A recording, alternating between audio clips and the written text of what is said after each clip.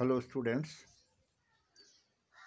Class 10 के लिए जो हिंदी व्याकरण का पाठ्यक्रम है, सिलेबस है, उसमें सबसे पहले आपको वाक्य भेद, रचना की दृष्टि से वाक्य भेद आपको पढ़ना है। उसके बाद वाच्य और फिर रसादी, उसकी चर्चा बाद में होगी। लेकिन सबसे पहले रचना के आधार पर वाक्य भेद आपको पढ़ना है। एक वीडियो में पहले भी आप लोगों को हमने बताया था कि रचना की दृष्टि से वाक्य के 3 भेद होते हैं: सरल वाक्य, संयुक्त वाक्य और मिश्र वाक्य। सरल वाक्य वैसे वाक्यों को कहा जाता है जिसमें केवल एक उद्देश्य और एक विधेय होता है, अर्थात उसमें एक ही क्रिया का प्रयोग होता है और उसी क्रिया के लिए उद्देश्य होता है, कर्ता होता है। जैसे मैं आपको पढ़ा रहा हूँ, इसमें पढ़ा रहा हूँ क्रिया है और मैं उसके साथ एक उद्देश्य लगा हुआ है, इसलिए मैं आपको पढ़ा रहा हूँ। यह सरल वाक्य हुआ। सरल वाक्य को पहचानने का सबसे सरल तरीका यही है कि हम देखें कि उसमें कितना विधेय है, कितनी क्रियाएं हैं। क्योंकि जितनी क्रियाएं होंगी वाक्य में, उपवाक्य की संख्या उतनी ही होगी। इसमें चूंकि एक ही क्रिया है, इसलिए इसका उपवाक्य भी नहीं होगा और यह सरल वाक्य कहा जाएगा। संयुक्त वाक्य को संयोजक के द्वारा जब 2 वाक्य आपस में जोड़ दिए जाते हैं तो इसे संयुक्त वाक्य कहा जाता है। ये संयोजक और, या, किंतु, परंतु, लेकिन, ये सारे संयोजक हो सकते हैं। मैंने आपसे कहा किंतु आप सुन नहीं पाए, किंतु लग गया। आप आए और बोलकर चले गए। अब यहाँ और से 2 वाक्य, आप आए एक वाक्य हुआ और बोलकर चले गए ये दूसरा वाक्य हुआ। तो ये दोनों वाक्यों को और संयोजक से जोड़ा गया है। जैसे तुम या तो घर में रहो या वहां जाकर बैठो। अब या संयोजक से जुड़ा तो 2 वाक्य हुआ। तुम घर में बैठो एक वाक्य हुआ, या वहां जाकर बैठो। यहां हम क्या पाते हैं कि एक वाक्य अलग है, दूसरा वाक्य अलग है और इन दोनों वाक्यों को एक संयोजक या के द्वारा जोड़ा गया है, इसीलिए इसको संयुक्त वाक्य कहा जाता है।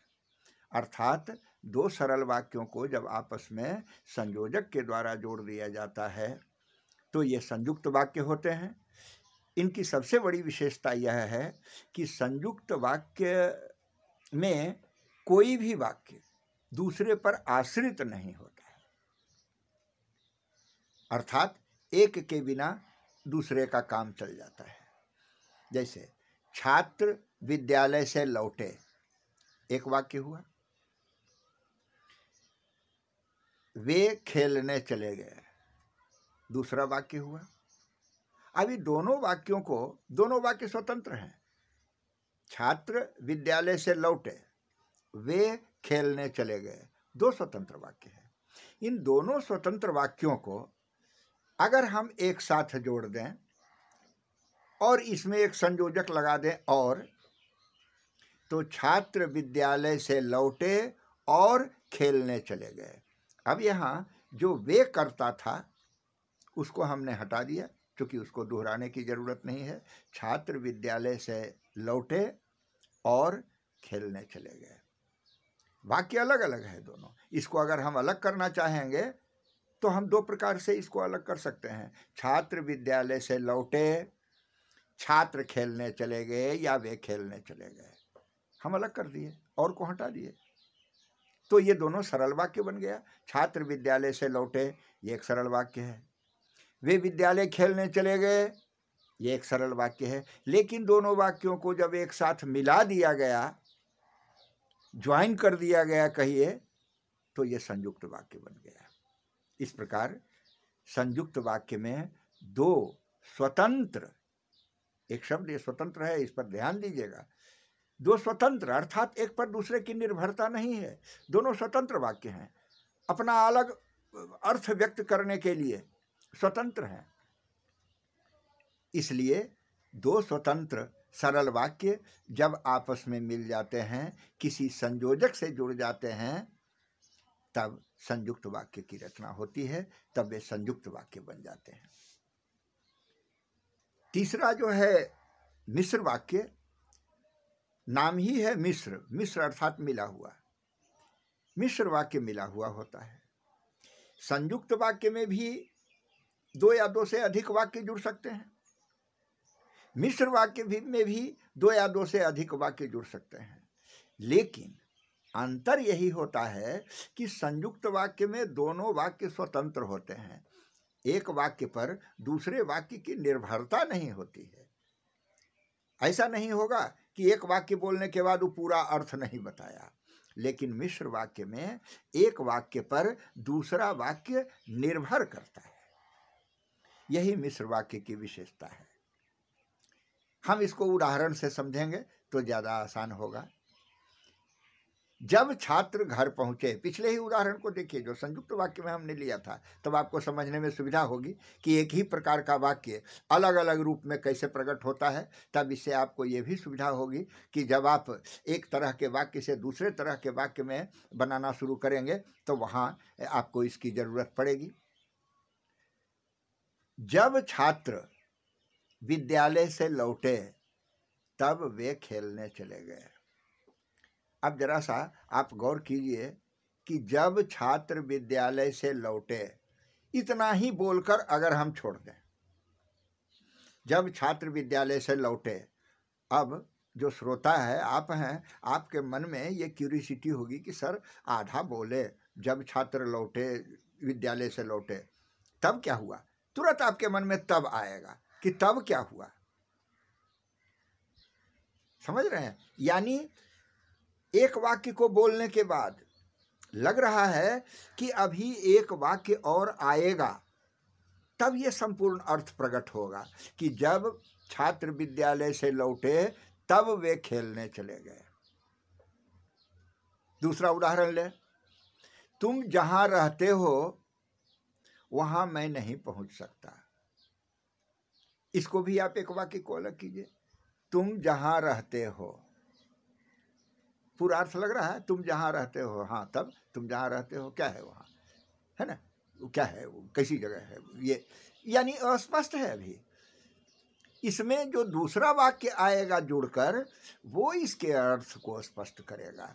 तुम जहां रहते हो वहां मैं नहीं पहुंच सकता, तुम जहां रहते हो वह जगह बहुत बुरी है, तुम जहां रहते हो वहां मेरा एक मित्र भी रहता है, तुम जहां रहते हो वह जगह यहाँ से बहुत दूर है।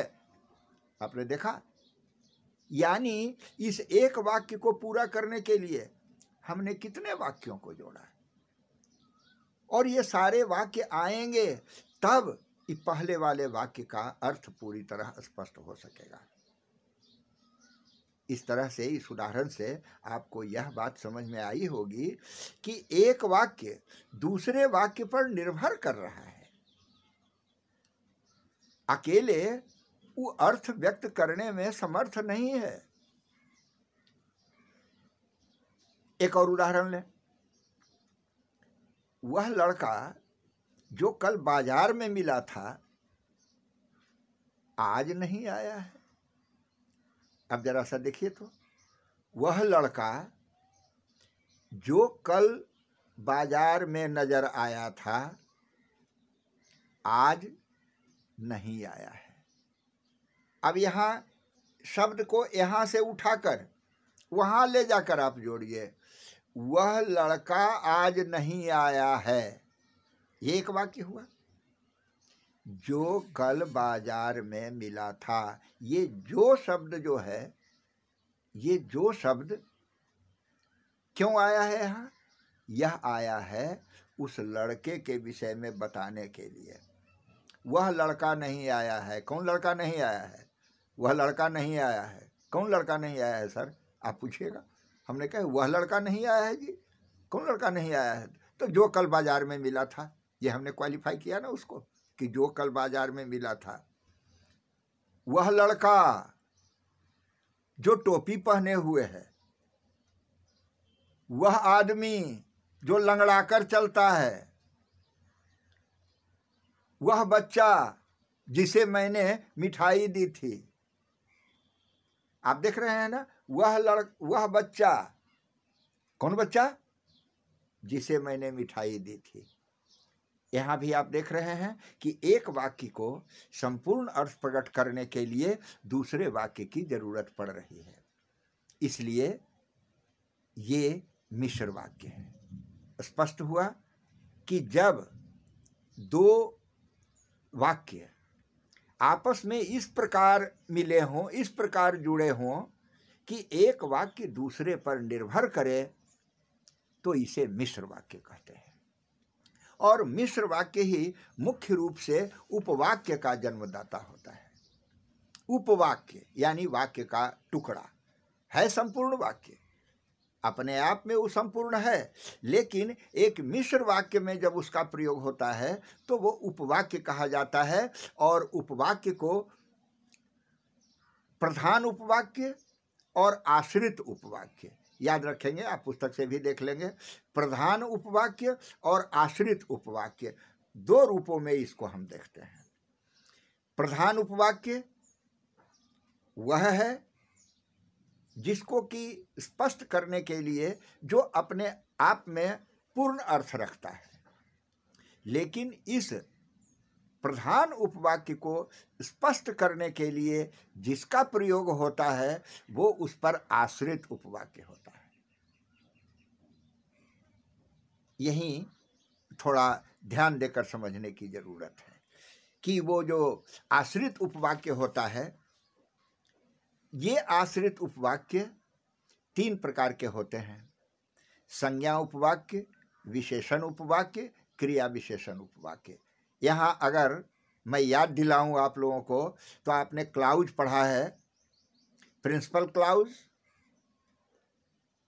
और सबऑर्डिनेट क्लाउज। सबऑर्डिनेट क्लाउज का तीन: noun clause, adjective clause, adverbial clause. Same वही हिंदी में भी है। जो नाउन का काम करता है वो नाउन क्लाउज है, यहाँ ये संज्ञा उपवाक्य है। जो एडजेक्टिव का काम करता है वो विशेषण उपवाक्य है, यहाँ वही विशेषण उपवाक्य है।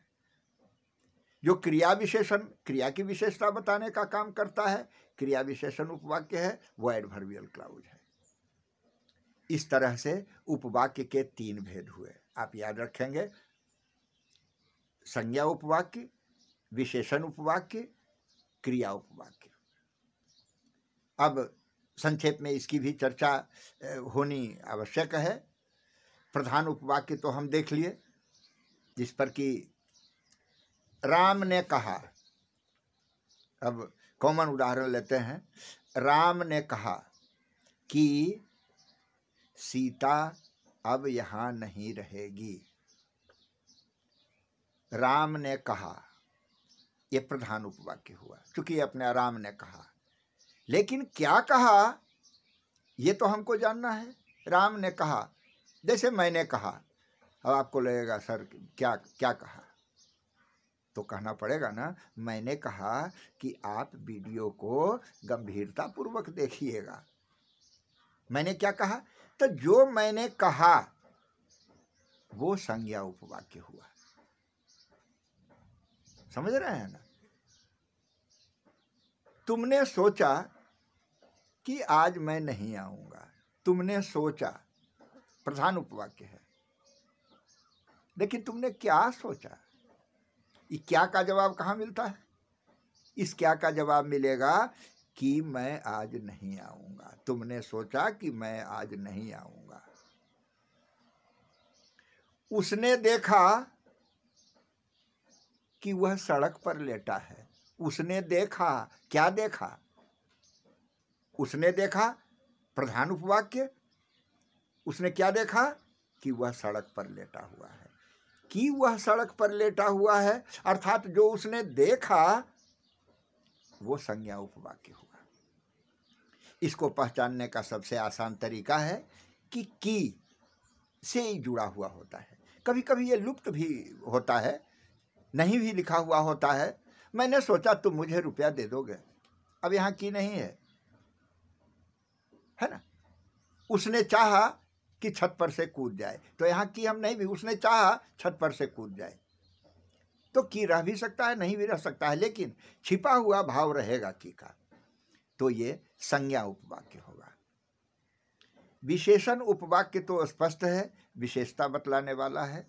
हमने जो पहले उदाहरण दिया था, जो, जिस, जिससे, जिसके, है ना, वो वह जानवर जिसके 4 पैर होते हैं चौपाया कहा जाता है। अब जिसके है ना, वह आदमी जिसने मुझे पकड़ा आज गायब है।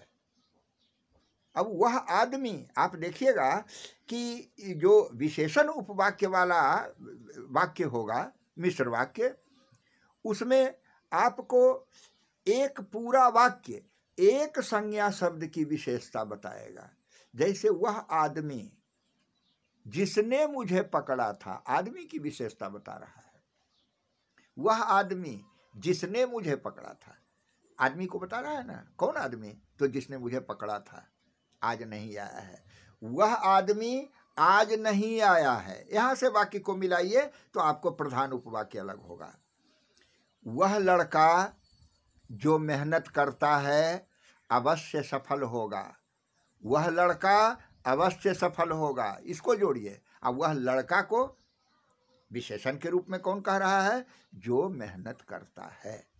वह लड़का जो मेहनत करता है अवश्य सफल होगा। प्रधान उपवाक्य इसमें से अलग करेंगे कैसे, वह लड़का अवश्य सफल होगा जो मेहनत करता है। तो जो मेहनत करता है ये आश्रित उपवाक्य हुआ। आपको अलग करने के लिए कहा जाएगा प्रधान उपवाक्य और आश्रित उपवाक्य। आपको कहा जाएगा कि आश्रित उपवाक्य छांटिए और उसका नाम लिखिए, तो आप ऐसे ही छांटेंगे। वह लड़का जो मेहनत करता है अवश्य सफल होगा, प्रधान उपवाक्य हो गया, वह लड़का अवश्य सफल होगा। आश्रित उपवाक्य होगा जो मेहनत करता है, और कौन आश्रित उपवाक्य हुआ, विशेषण उपवाक्य, क्योंकि लड़का की विशेषता बता रहा है ये पूरा उपवाक्य। तो इस प्रकार से विशेषण उपवाक्य वह है जो किसी संज्ञा की विशेषता बतलाता है। क्रिया विशेषण उपवाक्य, आप क्रिया विशेषण का एडवर्ब का ढेर सारा काइंड्स पढ़े हैं। कालवाची क्रिया विशेषण, कारणवाची क्रिया विशेषण, रीतिवाची क्रिया विशेषण, ये सारा क्रिया विशेषण का भेद है। इसी प्रकार से क्रिया विशेषण उपवाक्य का भी आपको अलग अलग भेद है। इन सारे भेदों का उदाहरण आप अपनी पुस्तक में देख लीजिएगा, मिलेगा। मैं आपको यहाँ केवल समझा देता हूँ कि क्रिया विशेषण उसको कहते हैं जो क्रिया की विशेषता बताता है। जैसे हमने उदाहरण दिया था ना कि तुम जहां रहते हो मैं वहां नहीं पहुंच सकता, तो जहां शब्द का प्रयोग यहां हुआ है, तुम जहां रहते हो मैं वहां नहीं पहुंच सकता। जब लड़के विद्यालय से लौटे तब खेलने चले गए। यहां ये जो जब, जहां, ये शब्द क्रिया विशेषण का द्योतक है, क्योंकि जहां से स्थानवाची क्रिया विशेषण का बोध होता है, जब से कालवाची क्रिया विशेषण का बोध होता है। अलग अलग क्रिया विशेषणों के प्रयोग से अलग अलग क्रिया विशेषण उपवाक्य का निर्माण होता है। आप देखेंगे कालवाची में जब, कारणवाची में इसलिए, चूंकि मुझे किताब खरीदनी थी इसलिए मैं बाजार गया, ये कारणवाची हुआ। उदाहरण स्थानवाची का मैं बता रहा हूं, जहां तुम रहते हो, तुम जैसा करोगे वैसा पाओगे। जैसा ये रीतिवाचक विशेषण हुआ, तुम जैसा करोगे वैसा पाओगे। इस प्रकार से प्रधान उपवाक्य को और क्रिया विशेषण उपवाक्य को अलग किया जाता है, अलग किया जा सकता है। इस तरह हम लोगों ने देखा कि वाक्य के रचना की दृष्टि से वाक्य के 3 भेद होते हैं। सरल वाक्य जिसमें केवल एक उद्देश्य और एक विधेय होता है, संयुक्त वाक्य जिसमें 2 वाक्य किसी संयोजक से जुड़े होते हैं, मिश्र वाक्य जिसमें एक वाक्य पर दूसरा वाक्य आश्रित होता है। विशेषण में, विशेषण उपवाक्य में दोनों को अलग करने का होता है कि 2 वाक्य हैं, इन दोनों वाक्यों को अलग कीजिए। क्रिया विशेषण उपवाक्य में, क्रिया विशेषण ये मिश्र वाक्य में हमको प्रधान उपवाक्य और आश्रित उपवाक्य को अलग करना होता है। आश्रित उपवाक्य के 3 भेद होते हैं, संज्ञा उपवाक्य, विशेषण उपवाक्य, क्रिया विशेषण उपवाक्य। संज्ञा उपवाक्य को पहचानने के लिए की लगा हुआ, क्या आप प्रश्न कीजिए, उसका उत्तर जहाँ जाकर मिलता है ना, वो समझिए कि है संज्ञा उपवाक्य। किसी संज्ञा के बगल में पूरा वाक्य है। आप पुस्तक से जब एक एक उदाहरण याद रखेंगे तो बड़ी आसानी से एक एक उदाहरण को याद रखना है, उसके जैसा खुद उदाहरण बनाना है। यह आपके होमवर्क में रहेगा और इसको होमवर्क के रूप में आप कीजिएगा। अब एक वाक्य से दूसरे वाक्य में बदलना, संक्षेप में, समय अधिक नहीं है, फिर भी संक्षेप में मैं आपको बता देता हूँ, आप फिर पुस्तक से देख लेंगे कि एक वाक्य को दूसरे वाक्य में कैसे बदला जा सकता है। मैं किताब खरीदने के लिए बाजार गया, ये सरल वाक्य है। आगे अगर इसको संयुक्त वाक्य में हम बदलना चाहेंगे तो इसको 2 वाक्य में तोड़ना पड़ेगा अपने से खुद। मुझे किताब खरीदनी थी इसलिए मैं बाजार गया। अब किताब खरीदनी थी एक वाक्य बन गया, मुझे किताब खरीदनी थी मैं बाजार गया, इसलिए बीच में जोड़ दिए, मुझे किताब खरीदनी थी इसलिए बाजार गया। एक यहाँ और पेच है, बाद में फिर इसकी व्याख्या होते रहेगी कि चूंकि मुझे किताब खरीदनी थी इसलिए मैं बाजार गया। यहाँ ये हो गया मिश्र वाक्य। अब एक ही वाक्य को दोनों वाक्य में हमने बदल दिया ना। लड़के घर आए और खेलने चले गए, ये संयुक्त वाक्य है। सरल वाक्य बनाना है, और को हटा दीजिए, लड़के घर आकर खेलने चले गए। बच्चे ने खाना खाया और सो गया, संयुक्त वाक्य है। सरल वाक्य बनाना है, बच्चे खाना खाकर सो गए, बच्चा खाना खाकर सो गया। इस तरह से इसको एक वाक्य से दूसरे वाक्य में बदला जाता है। और हम लोग फिर बाद में इसको और देखेंगे।